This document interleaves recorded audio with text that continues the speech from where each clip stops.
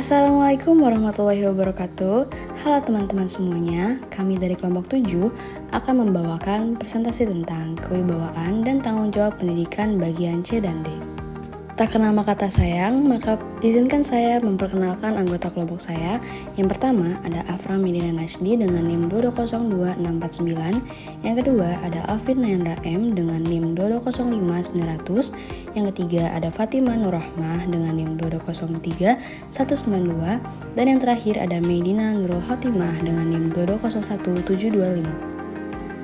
Pada kesempatan kali ini, kami akan membahas yang pertama faktor penentu kepenurutan anak didik kepada pendidik dalam hubungan kewibawaan. Nah, dalam hal ini mencakup yang pertama kemampuan anak didik dalam menyadari diri atau akunya dan memahami bahasa. Yang kedua, kepercayaan anak didik kepada pendidik. Dan yang ketiga, imitasi, simpati, dan identifikasi anak didik kepada pendidik. Yang kedua, terdapat pengalihan tanggung jawab, bipolaritet, kewibawaan dan implikasinya terhadap batas-batas pendidikan yang mencakup yang pertama pengalihan tanggung jawab dalam pendidikan dan yang kedua implikasi kewibawaan dan tanggung jawab terhadap batas-batas pendidikan. Faktor penentu kepenurutan anak didik kepada pendidik dalam hubungan kewibawaan. Langefield menjelaskan bahwa kepenurutan anak didik kepada pendidik akan ditentukan oleh beberapa faktor. Nah, yang pertama ada kemampuan anak didik dalam menyadari diri atau aku dan memahami bahasa, kepercayaan anak didik kepada pendidik, kemudian ada imitasi, simpati, dan identifikasi anak didik kepada pendidik. Kemudian saya akan menjelaskan mengenai kemampuan anak didik dalam menyadari diri atau aku dan memahami bahasa. Jadi hubungan kewibawaan baru dapat berlangsung ketika anak mulai mengenal kewibawaan. Nah, kapan kira-kira anak itu mengenal kewibawaan? Nah, anak baru dapat mengenal kewibawaan apabila ia telah mampu menyadari diri atau aku dan telah memahami bahasa. Nah, secara psikologis diketahui bahwa penyadaran diri atau aku pada umumnya itu dimulai kurang lebih pada usia 3,5 tahun. Nah, adanya penyadaran diri atau aku pada anak didik akan memungkinkan anak dapat membedakan antara dirinya aku dengan orang lain engkau. Jadi sebelumnya itu anak itu belum bisa membedakan antara dirinya dengan orang lain. Kemudian, bagaimana dengan kemampuan anak dalam memahami bahasa? Nah, dengan bahasa ini, anak didik akan memahami petunjuk, pesan, saran, suruhan, larangan, dan sebagainya dari pendidiknya.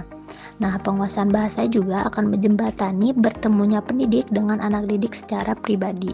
Menurut Langefield, pemahaman bahasa untuk tiba pada kepenurutan atas dasar pengakuan kewibawaan telah muncul pada usia 3,5 tahun.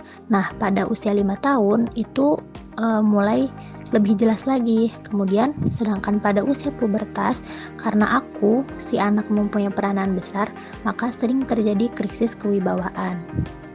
Nah, jadi dapat dikatakan bahwa dalam rangka melakukan tindakan-tindakan pendidikan, jadi selain harus memperhatikan dan mempertimbangkan kemampuan berpikir anak, kepentingan anak, keselamatan dan bahagia anak, pendidik juga harus menggunakan bahasa yang sesuai dengan tahap kemampuan anak didik dalam berbahasa.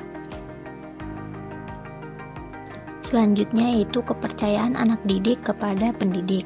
Nah, jadi ada 5 faktor yang dapat menentukan kewibawaan pendidik, yaitu yang pertama ada kasih sayang, kepercayaan, kedewasaan, identifikasi, dan tanggung jawab.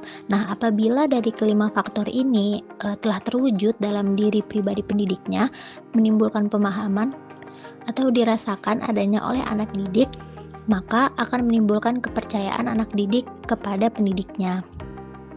Kepercayaan anak didik ini akan menyangkut nasib anak di masa depan yang harus dipertanggungjawabkan oleh pendidik serta merupakan dasar dari kepenurutan anak kepada pendidiknya.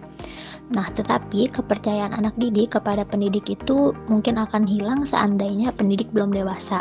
Nah, gimana tuh maksudnya? Jadi maksudnya pendidik itu tidak mempunyai kelebihan dalam berbagai hal, terutama apabila nilai-nilai dan norma-normanya belum terintegrasi pada diri pendidik.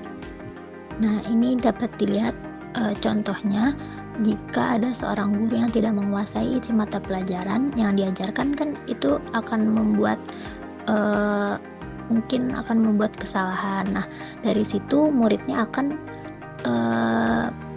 menimbulkan ketidakpercayaan kepada gurunya. Contoh selanjutnya, apabila ada guru yang mengajarkan hidup sehat, terus tidak membuang sampah sembarangan, tetapi ketika anak melihat guru itu ternyata membuang sampah sembarangan, anak akan memberi label kepada gurunya omdo gitu, omong doang. Jadi kepercayaan kepada anak didik, kepada pendidiknya itu tidak akan muncul karena juga hilang rasa kewibawaan dari guru tersebut. Sekian dari saya. Di sini ada faktor penentu kepenurutan anak didik kepada pendidik. Yang pertama ada imitasi, yaitu suatu proses meniru yang dilakukan seseorang terhadap orang lain. Dalam konteks ini berarti anak didik meniru apa yang ditampilkan oleh pendidiknya, baik itu berupa gaya penampilan, cara berperilaku, perbuatan, cara berpakaian, hingga gaya bicara. Yaitu ada simpati. Simpati merupakan suatu keadaan keikutsertaan merasakan perasaan orang lain. Pada dasarnya, setiap anak didik ini mempunyai potensi untuk bersimpati kepada pendidiknya. Tetapi untuk mencapai hal tersebut, seorang pendidik harus memenuhi faktor-faktor penentu kewibawaan. Contohnya apabila seorang pendidik memberikan nasihat kepada anak didiknya atas dasar kasih sayang dan demi kebaikan anak didiknya, maka anak didik pun akan merasakan hal yang sama. Jadi implikasinya dari semua itu adalah anak didik akan dengan tulus menerima apa yang disampaikan oleh pendidiknya. Jadi anak didik lebih leluasa, lebih senang melakukan hal-hal yang disampaikan oleh pendidiknya. Selanjutnya ada identifikasi, yaitu artinya mengenali. Artinya anak didik mampu mengenali pendidiknya. Dalam beridentifikasi ini terdapat kemungkinan munculnya kepenurutan anak didik kepada pendidik, bukan lagi dikarenakan ketertarikan kepada pribadi pendidik, melainkan karena keterikatannya pada nilai. Jadi itu merupakan atas dasar pilihan anak didik itu sendiri. Jadi anak didik berupaya untuk menyesuaikan dan menyamakan dirinya kepada pendidik atau kepada nilai-nilai yang dilakukan dengan suatu pemahaman atau perasaan penghayatan. Pengalihan tanggung jawab, bipolaritas kewibawaan, dan implikasi terhadap batas-batas pendidikan. Pengalihan tanggung jawab dalam pendidikan. Tanggung jawab merupakan salah satu ciri kedewasaan. Pendidikan diarahkan agar anak mencapai kedewasaan. Artinya, agar anak mampu mandiri atas tanggung jawabnya sendiri. Setelah itu, pada awalnya tanggung jawab itu berada pada pendidik. Namun seiring perkembangan anak dalam menuju kedewasaannya, tanggung jawab itu harus dialihkan pendidik kepada anak didik. Sebaliknya, lambat laun anak didik pun harus berupaya merebut atau menerima tanggung jawab tersebut. Dengan demikian, anak tidak akan ragu lagi tergantung kepada pendidiknya dan mampu berdiri sendiri atas tanggung jawab mereka sendiri, tertanggung jawab diri mereka sendiri. Ini ada penerimaan dan pengalihan tanggung jawab dalam menuju kedewasaan. Nah, dalam tabel pendidik ada tabel pendidik dalam gambar yang saya buat, ada pendidik dan anak didik, di tengah-tengah ada tanggung jawab. Nah, itu ada bipolaritas kewibawaan. Kewibawaan bersifat bipolar atau berada pada ketegangan bipolar, itu menurut Langenfeld. Maksudnya, di suatu pihak pendidik menuntut kepenurutan dari anak didik, tetapi dari pihak lain pendidik juga mengakui bahwa anak didik harus mampu berdiri sendiri. Dengan demikian, hal ini adalah wajar adanya dan dapat diselesaikan dengan syarat bahwa pendidikan itu dilaksanakan melalui pergaulan antara pendidik dengan anak didik yang berlangsung dalam hubungan kewibawaan. Semua itu akhirnya akan memberikan kemungkinan bagi anak didik untuk mencapai kedewasaannya.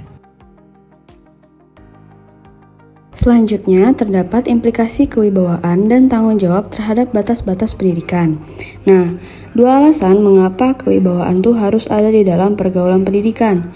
Yang pertama, bila kewibawaan tidak ada, maka suatu perintah, ajakan, petunjuk, dan tindakan lainnya dari pendidik akan dituruti oleh anak hanya atas dasar pengaruh keterikatan anak kepada pendidiknya.